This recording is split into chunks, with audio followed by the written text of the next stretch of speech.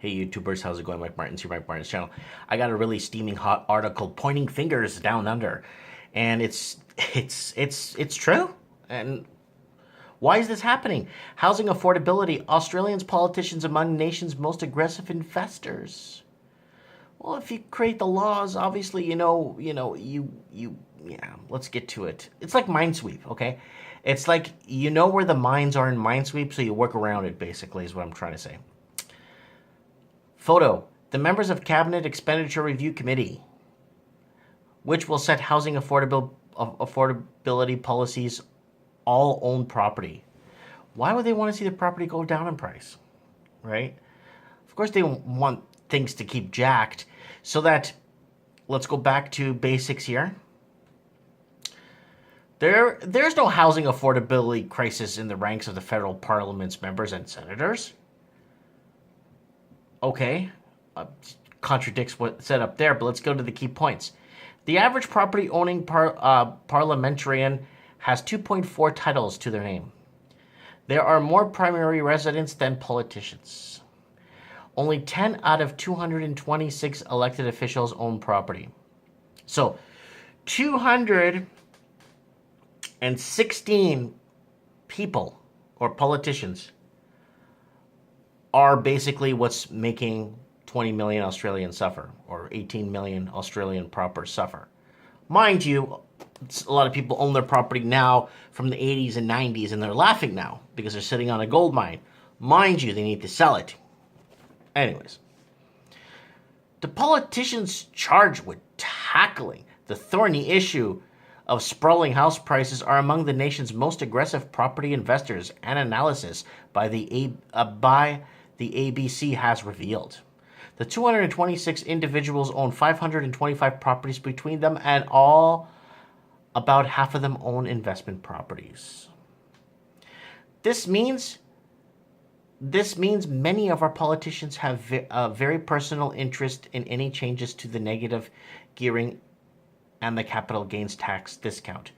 Once again, 216 guys or women, whatever you want to call them, are basically not are the ones that are dictating what happens to 18 million people or 10 million. Let's say 3 million people want to buy in, Australian proper. Let's say 3 million want to buy in because they've been waiting 6 years to buy till the market adjusts itself or the market gets timed or whatever happens. So they're waiting, they're timing the market, they're doing whatever they have to do. But the problem is 6, 7, 8 years go by, these people are screwed. You know what I'm saying? And it hurts because the people you elect to be in power are the ones that are taking the screws to you, people. I don't know. And then the other 4 that own, or 6 or 10 that own that don't own any properties, it's probably like a dog or a goldfish or something. They got elected to take care of something, and anyways. There's hardly a politician without a property. 96% of parliamentarians own property. Only 10 out of 224 elected officials aren't in the game. Compare that to the real estate, where ownership is expected to dip below 50% sometime this year. It's property of politicians, general population. Wow. So if you look at per capita, like how many, and then see? Look at that. So basically, like I said, the 224, so 214, or whatever you want to call it, are screwing millions. Okay. Anyways, they're aggressive investors. Almost half of the parliamentarians have invested investment property. Among the general populations, the rate investment property ownership is about 10% according to the Reserve Bank of Australia. So I'm not going to mention names here because I don't want to get tied up in court. It's so not worth it. I'm just showing you guys what this article is saying. It's published Friday, April 21st. I'm in the future, people. I know you're probably watching this on Thursday, but I'm in the future. Look at this, 11 a.m. Time, Australia time. So I'm in the future, bringing this to the past to you if you're watching this. Anyways, it's disgusting. It's the blind leading the blind. It's like you're misled into voting people in, who look best with the tie and suit. I mean, what do you look for when you're voting for someone nowadays? If his clothes matches, because obviously whatever they tell you, they're lying. So what do you look at anymore? What do you look at? Like for me, what do I mean? Just almost nothing, because it's all lies and it's all deceit, and basically they have to tell you what you want to hear, so they can get elected. That's all it is. And once they get elected, they basically do what they want. So yeah, there has to be some sort of measures put into place that when someone gets elected, they have a checkbox and they go through every box and fulfill the promises that they promised to the people.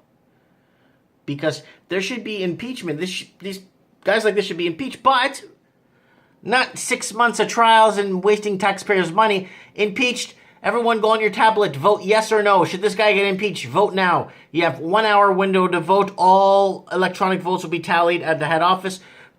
1 hour later, everything gets tallied. They get back, impeached, packing his bags, leaving. We don't have to play games anymore. We don't have to wait 6 months and say we're going to impeach him, and then 6 months later, nothing happens. This is bad. This is conflict of interest. Politicians should not own businesses, period. Because then they start taking side deals and to butter up or better their own interests, and they forget about the general public. And basically, it's the Australian proper that's suffering right now. The Australian proper is beyond. New Zealand too. It would surprise me if every English-speaking country in the world's politicians own 2, 3, 4 properties in the game. Anyways, guys, comment below. I'd love to know what you guys think. Thanks for sending me this article. Somebody sent it to me. It's really important that we get this out, and policies need to change, man. It's for the people, It's not for... Yeah, I'm not going to even go there. I don't feel like going there because I'm so disgusted. Thanks for watching. Comment below. Let me know what you guys think.